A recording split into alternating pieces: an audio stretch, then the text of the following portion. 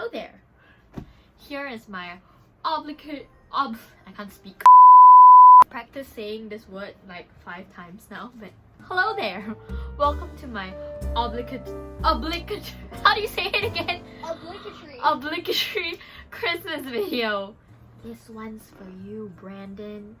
Leave a comment. And I managed to somehow magically churn this out before Christmas because I've not totally been procrastinating doing this video forever. My family has never really been like super big on Christmas, which is a big bummer for me. And I think and me. So basically when I was young, I used to try and get myself in the festive spirit since nobody in my house cared about Christmas. So I would like just dress up in like a red outfit, wear my like one Santa hat we would buy from Watson's for like $2, and I would watch a lot of Christmas movies and wear my like one pair of 3 for $10 H&M Christmas socks. Safe to say, I've watched a lot of Christmas movies. And so I thought I'll just make a list of a bunch of the movies I've watched over the years and kind of give you my recommendations if you find yourself in a similar, what's the word? Situation, kind of. Yeah, this year with COVID and all happening. And as you can tell, because I am very broke and nobody cares about Christmas, Arthur has kindly drawn 2 Christmas trees for me as my Christmas decoration this year in my attempt to be festive. Hi, editing me would just like to jump in and say I am now realizing how not straight these 2 Christmas trees are, and my OCD brain is killing me. So I apologize in advance for the very unevenly positioned Christmas tree drawings.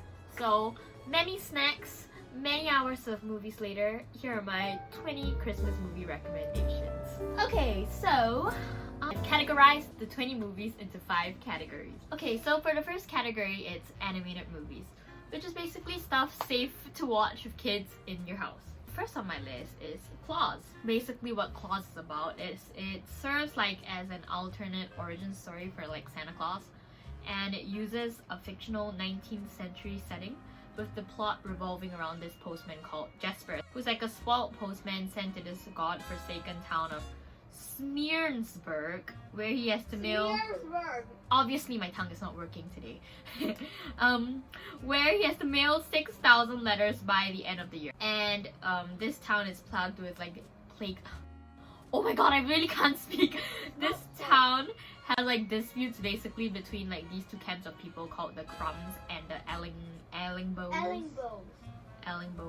Jesper visits this recluse toy maker dude who is called Claus, and they work together, make a bunch of toys, basically helps facilitate Jesper's like mission of like mailing the 6,000 letters with this toy maker. So I'm rating this movie an 8.5 over 10. Actually, Arthur was the one who introduced this movie to me, and I rated it an 8.5 because overall I feel like the plot is really unique. It's a really feel-good movie that I think really explored like a lot of the themes of Christmas, like the spirit of gift giving and what Christmas should really be about. Also kind of a sucker for animated movies that's set in the past, so this one's like a 19th century setting, so I really like the animations, the settings, the architecture and stuff, the details put into that. It satisfies my vintage wannabe side, I guess. I think it's definitely gonna be considered one of a Christmas classic movies in the years to come. One of my new favorites, so I think it's definitely worth a watch. Even if you're not with a kid and you just want to watch a feel good animated movie and that's not cliche, I think this is one to watch. Like, I mean, a postman, really? There's like no movies about a postman. So next on the list I have Arthur's Christmas. Which is, other than the fact that my brother shares the same name, not gonna lie, I fell asleep halfway through watching this movie with him. Yeah, she did! I don't know if they can hear you, but he was really glued to the screen the entire time.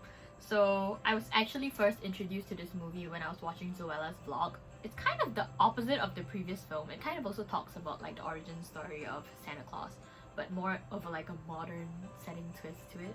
So basically like generations of Santa Clauses get passed down to send presents to all the children in the world through this like elf headquarters thingy in one night. The current Santa Claus has 2 sons.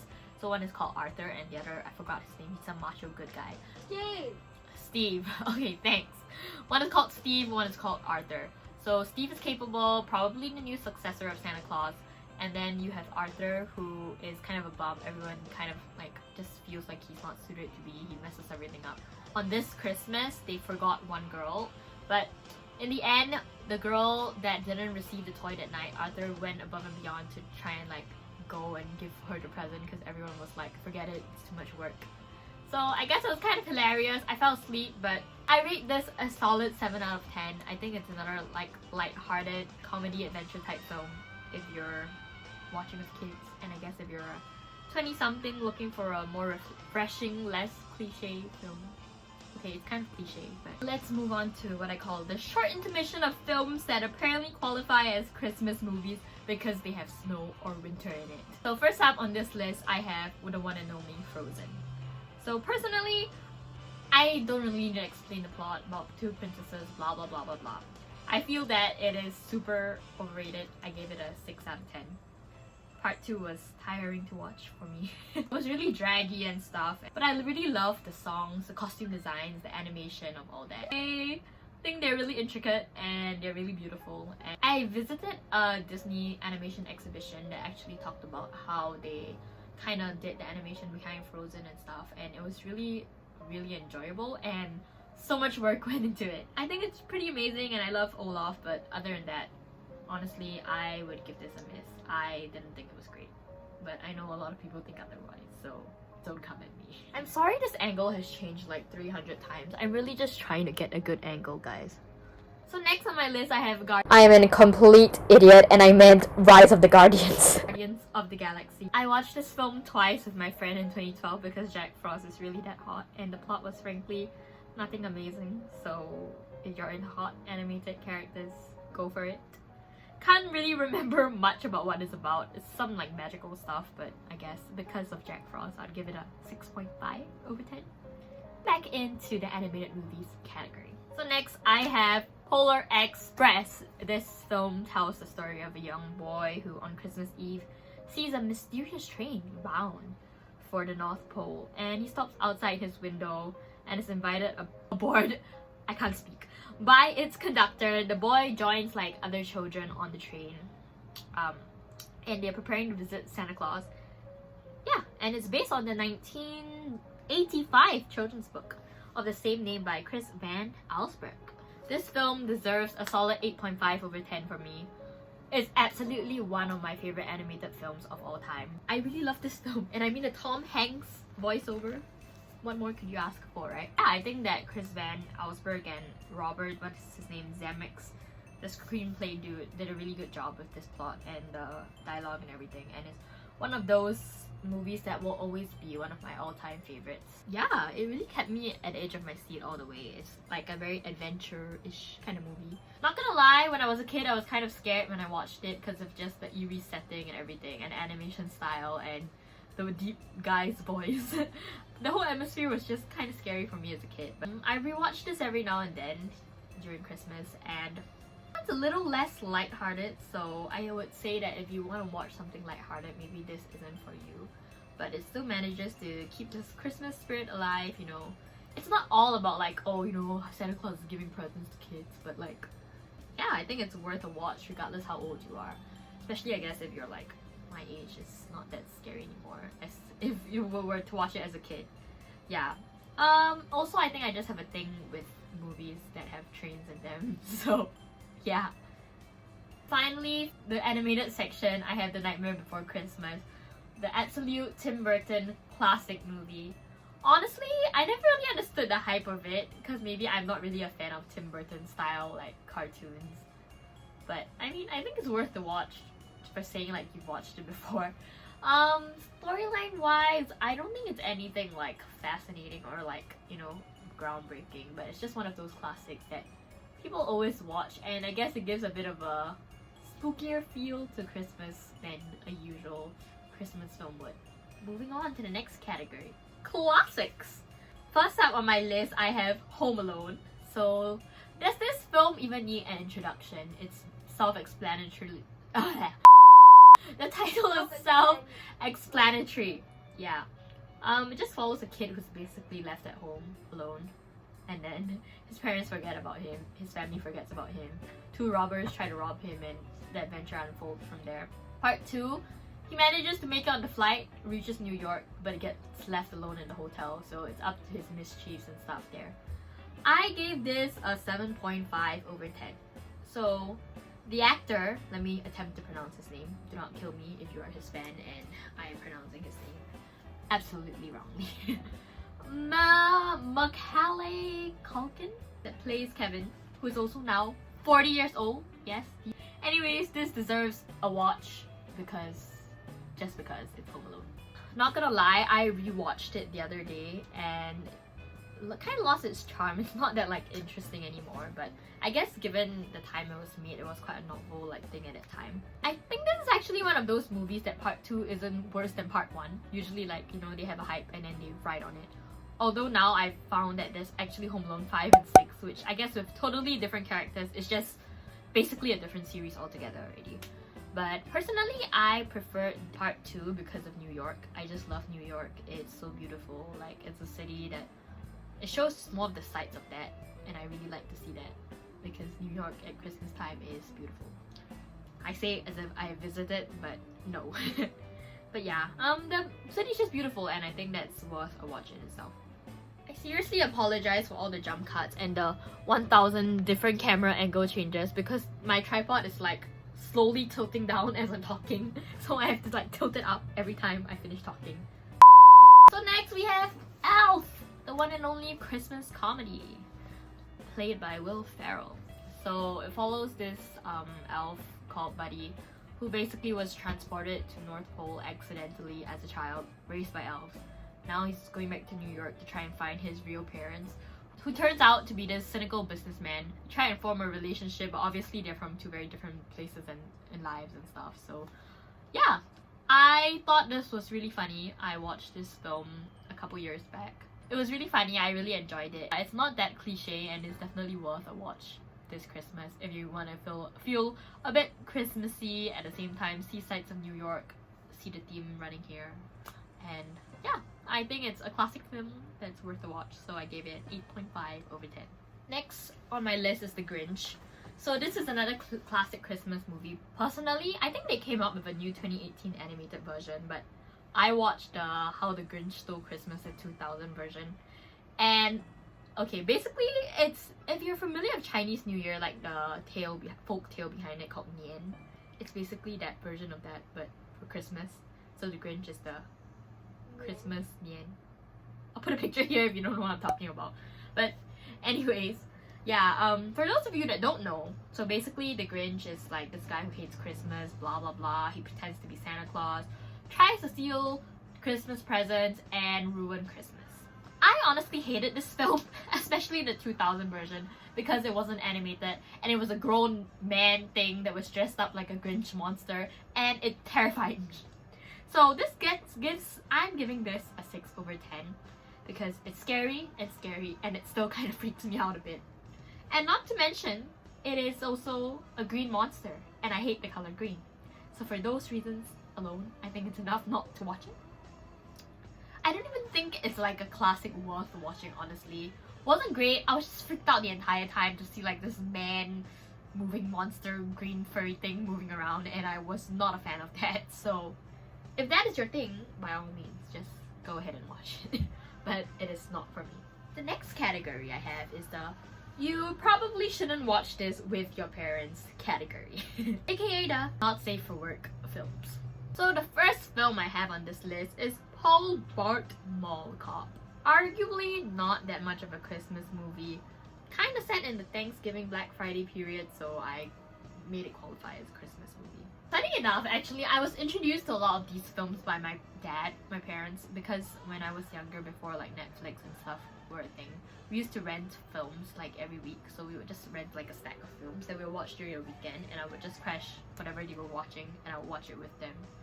But obviously as a kid, I had no context what the genre was or whether it was appropriate, and my parents didn't really mind me watching, so I watched with them.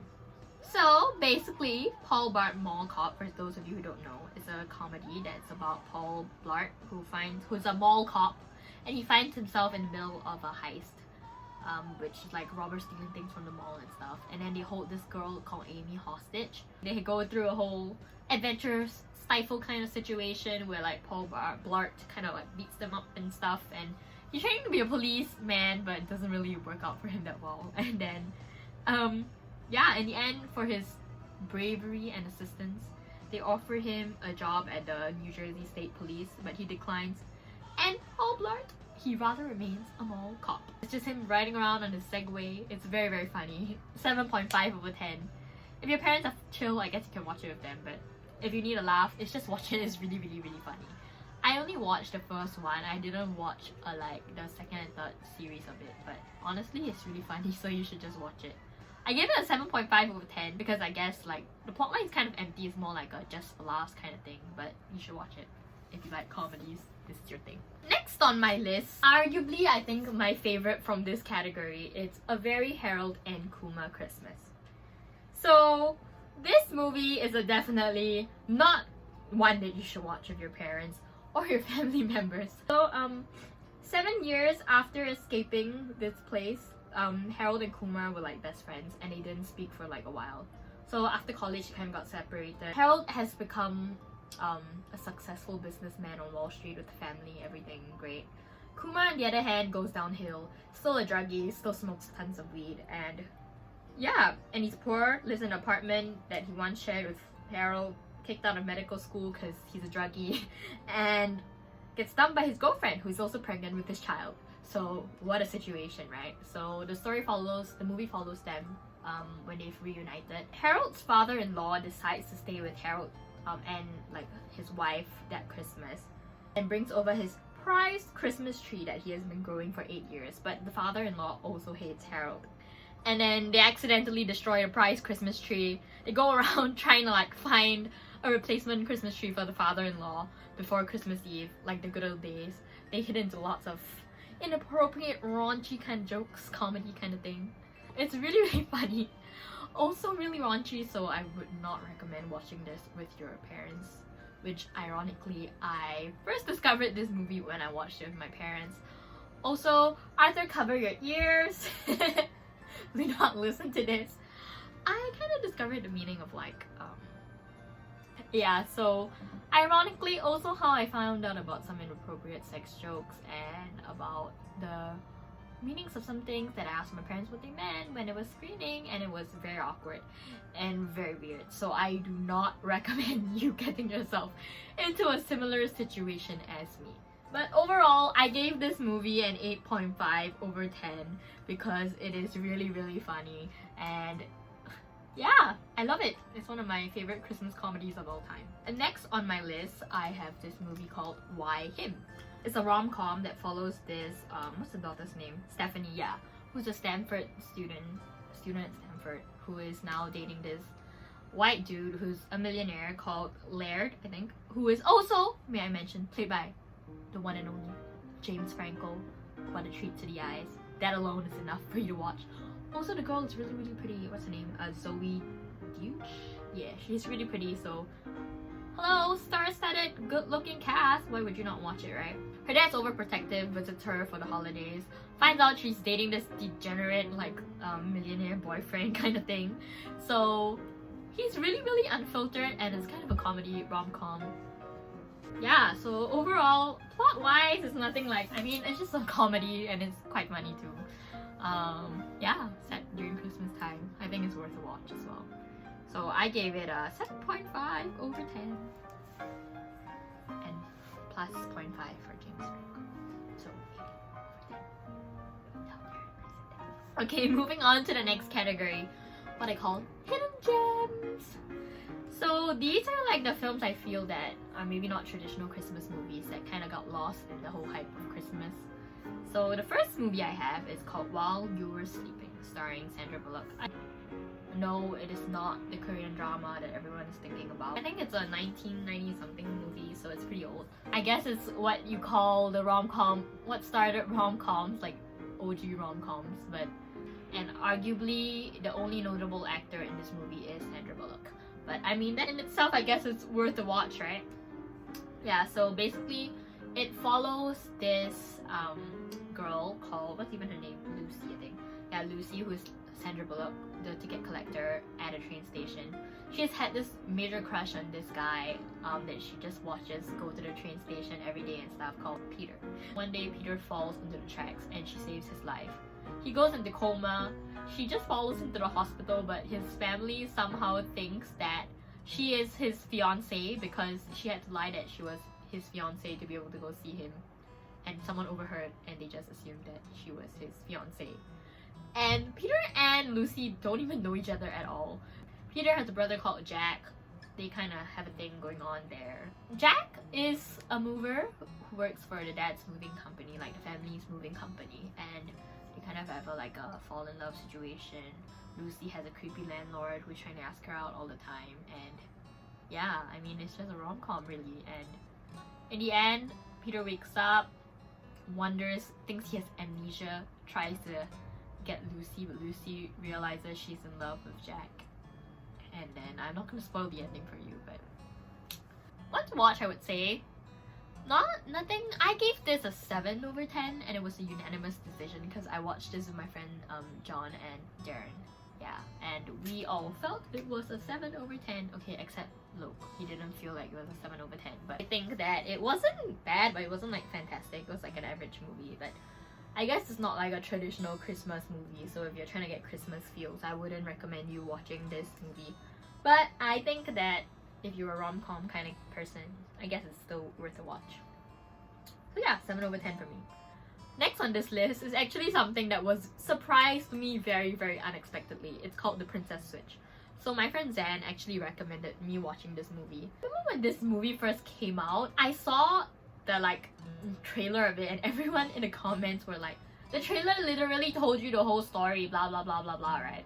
So I mean, okay, yeah, it did admittedly, so if you want it not to be spoiled, do not watch the trailer. But basically this girl called Stacy is a baker from the US, is in this baking business with the best friend who's a dude, and then I forgot his name, but he's a dude. And then they go to this country where the Duchess, nobody really knows how the Duchess looks like, for a baking contest. Stacy realized the Duchess is basically her doppelganger, and they want to switch lives because the Duchess just wants to experience a real person's life. They switch places, accidentally fall in love with each other's partners who don't know that they have switched places. Sounds very cliche. When I watched the trailer, I was like, I'm never gonna watch this movie. It's just gonna be so cliche. But also because it's played by Vanessa Hudgens, she's really, really pretty, so that's also kind of worth a watch. But it really pleasantly surprised me. I watched this with my brother. He really, really loved this. His new favorite Christmas movie now. I didn't watch part 2, but it was definitely a very feel-good Christmas princessy vibes kind of show. Reminded me of the Disney Channel movies that I really loved last time. I give this one a 7.5 or 8 even out of 10. I think you should watch it. It's pretty good. And it's quite lighthearted and it's just great for Christmas. The next category I have is called Just for the Feels. So this category is a category of movies I feel that it's just for you to get into the Christmas spirit. I'd like to preface this and say that all these films in this category probably have a similar plot line with different actors.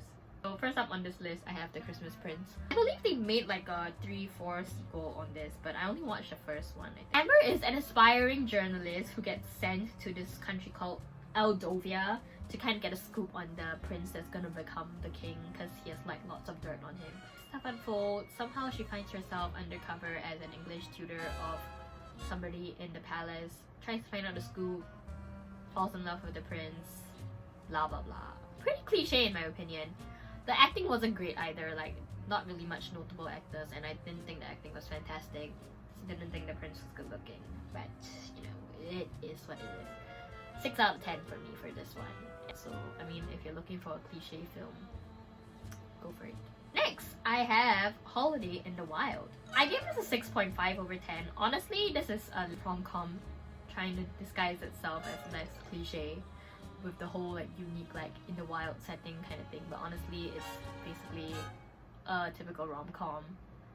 I guess if you like wild animal kind of settings and you don't really want to be caught up with the whole Jingle Bells mall New York decoration kind of feels, then this movie is kind of for you.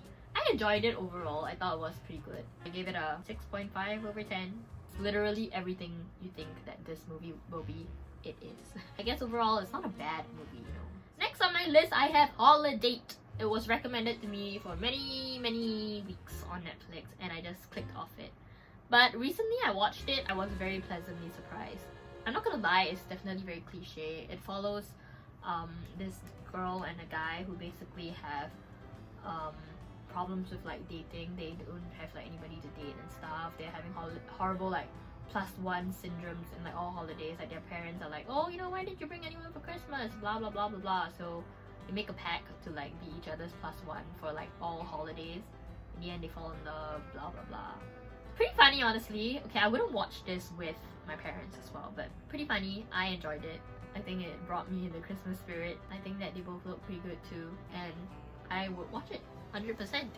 I think it's a very nice, light-hearted movie to just watch with your friends. So 8 out of 10 for me. Next, on my list, I have Let It Snow. I watched this last year, I think, during Christmas. I give it a 6.5 over 10. If I were to summarize it, it's a Love Actually wannabe, but with teenagers in it and budget actors. So I don't hate it. I don't love it.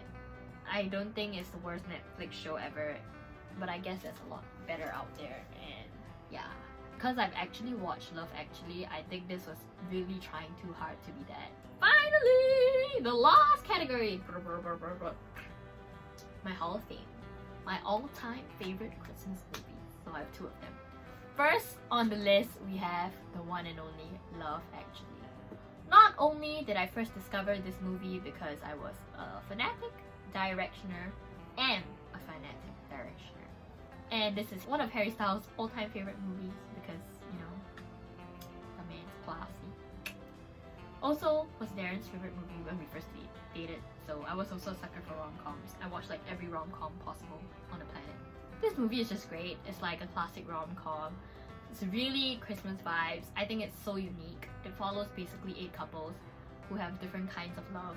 One is like a prime minister with some person. Another is unrequited love because the person he's in love with is married. And then there is brotherly love, love after death, love across languages, just really like different relationships and the kind of different loves they represent, which I think is really kind of what Christmas is about, the loving spirit and the different kinds of love. I'm a sucker for rom-com, so this is definitely up there for me, and I just love this movie so much. It's a 9 out of 10 for me, and you should really watch it. And I mean, Keira Knightley, come on dude, like, she's so gorgeous. Just watch it for her. It's A-list studded situation going on. Just watch it, you won't regret it. And finally, I never give movies 10 out of 10 ever because it's just not me. But my ultimate Christmas winner is A Christmas Carol. And not just any Christmas Carol. Okay, there are 2 particular versions that are my absolute favorite. The 2009 Disney Channel version is my absolute favorite. Don't argue with me otherwise. And also the Barbie movie adaptation of it. I loved Barbie movies when I was young, and I liked the adaptation a lot. Yeah, so if you're not familiar with this movie, I don't even want to tell you the synopsis because I don't want to spoil it for you, but basically Scrooge is this old dude who's like a tax collector, grumpy dude, alone on Christmas, hates Christmas, treats his employees really badly. The night before Christmas, he's visited by 3 ghosts. One is called Christmas Past, Christmas Present, and Christmas Future, who bring him on like adventures to explore his past, present, and future respectively. I watched this film every single year as a kid, and it never fails me. It's so good. I think what it stands for, as a kid I never really appreciated, I guess, the message behind it. I thought it was kind of scary at some points, but I really enjoyed it as a kid as well. But as I grow up and I watch it every single year, I think that it takes on a different meaning for me. Yeah, I mean, it doesn't even get repetitive for me. Usually I'm like tired by the time I watch it the first time, but I've watched this movie, I can say every single Christmas since I started watching Christmas movies, and I just really love it. It's so powerful. It makes me feel like I shouldn't be such a bad person on Christmas, and really about the spirit of like giving and stuff, and it gets me kind of reflective about my life and stuff. Enough talking from me. That is all I have for you today. Thank you so much for watching. But wait, do not leave. If you want $10 free to get something free for your friends or your family. Before I end, if you have not gotten your Christmas presents yet and you are on a budget this year, I have a $10 deal for you for some last minute Christmas shopping, because I know it sure has helped me. So I am so happy. Thank you Easy Buy for pairing up with me, for giving me this like $10 thing I can give to my subscribers, followers. So if you would like $10 free off Easy Buy, which is basically this online service that you can buy like, it's like Shopee, if you guys know what Shopee is. It's like Amazon or Shopee. So you can buy like a ton of stuff, like, you know, stuff from, I don't know, clothes to like electronics, basically anything you could possibly want. Yeah, so you can just click on my code in the description box for $10 off your first order. Yeah, so I hope you guys enjoy that. It's a little Christmas present from me to you. And knock yourself out with the $10. Okay, thank you so much for watching. I hope that you and your family and friends have a great Christmas, a blessed time. I know that this time is a very confusing time for all of us, and it's a very different holiday for a lot of us as well. So I know there may not be as many parties and like, you know, festivities or like church. Like, I hope that maybe you could stay in and watch one of these Christmas movies with your family and you have a great Christmas. Okay, peace. See you next time. Thank you for watching. Okay, so let's start off with Your the mom. first. Ma, stop!